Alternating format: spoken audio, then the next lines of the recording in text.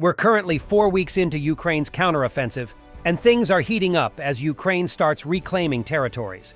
Today, we'll break down this evolving situation in 4 steps. First, we'll outline the territorial shifts that have occurred since the counteroffensive kicked off.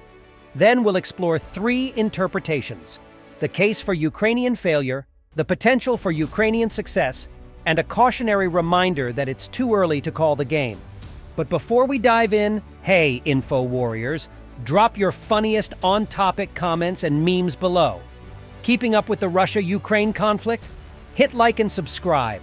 Every new subscriber apparently makes Putin's mustache twitch. Now let's soldier on and lift the fog of war. Mapping Ukraine's territorial gains. A strategic analysis. 4 weeks into Ukraine's counteroffensive, we're witnessing a variety of territorial changes. As of now, Ukraine has liberated 9 villages situated in 3 distinct areas between the Dnipro River's Hook and Donetsk City. Notably, these gains have predominantly occurred along the border of the Donetsk and Zaporizhia oblasts, divided into 2 smaller vectors. A couple of other gains are near the Dnipro's bend. Interestingly, there are 2 cities with the same name near the front lines, causing some reporting confusion. However, analysis suggests the original cities are the correct ones. Despite the presence of duplicate names, less egregious than having 67 Springfields in a 50-state nation, it's essential to keep the data straight. In the broader context, these villages have limited strategic importance. Satellite imagery underscores their modest size. For instance, the largest village boasts a population of only 1,008, with the total population of these reclaimed areas being fewer than 3,000. Contrast this with Russia's focus on Bakhmut, a city with over 70,000 residents. Nevertheless, the resource allocation for these locations is significant. Strategically, Ukraine's western momentum could serve as a direct route to Melitopol, or potentially along the Dnipro's banks, offering a one-sided attack coverage. The eastern gains could lead towards significant ports like Mariupol or Berdyansk, effectively severing Russia's land bridge to Crimea. Rumors suggest progress around Bakhmut, but clarity is needed. The Wagner Group's presence in Rostov-on-Don and loyalists emerging from Donetsk only muddy the waters further.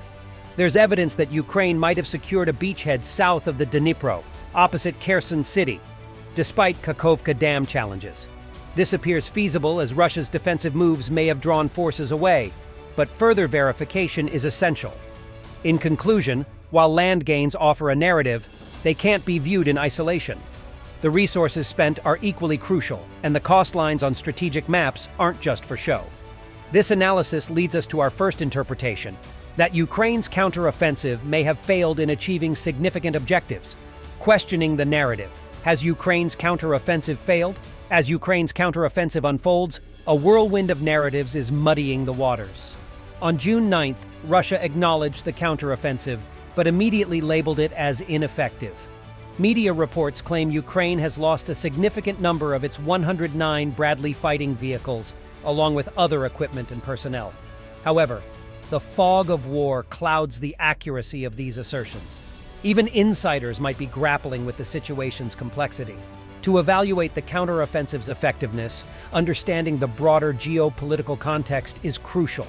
At the core lies a disagreement over the West's commitment to Ukraine. Russia contends the West will eventually abandon Ukraine, whereas the West and Ukraine see a lasting coalition. This ideological clash fuels the war, becoming a test to discern who is right and bear the repercussions. Considering this, Russia has an interest in painting Ukraine as inevitably failing. Thus, unverified accounts of Ukrainian military losses could serve Moscow's narrative. Similarly, pro-Ukraine sources may overstate losses to rally Western support, given that both sides aim to control the narrative. Several indicators stir debate about the counteroffensive's success or failure. Ukraine's gains have been modest, with reclaimed villages housing fewer than 3,000 residents. President Zelensky himself has labeled progress as slower than hoped. Yet different observers can draw polarized conclusions from the same facts. Until more reliable information becomes available, such as verified casualty figures and credible leaks, a definitive judgment should be reserved. Evaluating the success of Ukraine's counteroffensive, a balanced perspective. The second interpretation suggests that Ukraine's counterattack is, indeed, effective. While the pace might seem slower compared to previous offensives in September and November 2022, this perception is misleading for two reasons. First, historical parallels such as the D-Day invasion show that significant gains often take time. Allied forces didn't secure substantial territory until 2 months after storming Normandy. Similarly, Ukraine's September and November offensives were not immediately transformative. Second, context matters.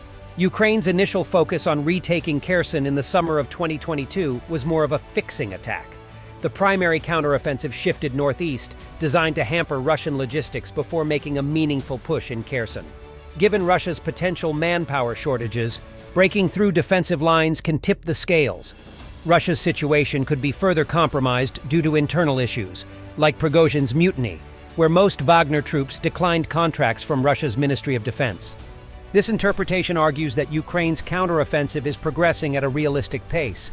It highlights the importance of trust in Ukraine's strategy and anticipates a turn in Ukraine's favor as advances continue. Therefore, the perspective leans towards a cautiously optimistic view of Ukraine's actions on the battlefield. Is Ukraine yet to fully commit? A third perspective on the counteroffensive? In the third scenario, Ukraine might not yet be fully committed to its counteroffensive. Reports suggest that 3/4 of the formed troops have not been deployed, indicating a cautious approach. This caution is reasonable, as breaking an enemy's front lines is often costly. The D-Day invasion serves as an illustrative example.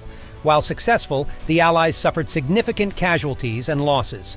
Understanding the high stakes, Ukraine may be executing probing attacks to test Russia's responses.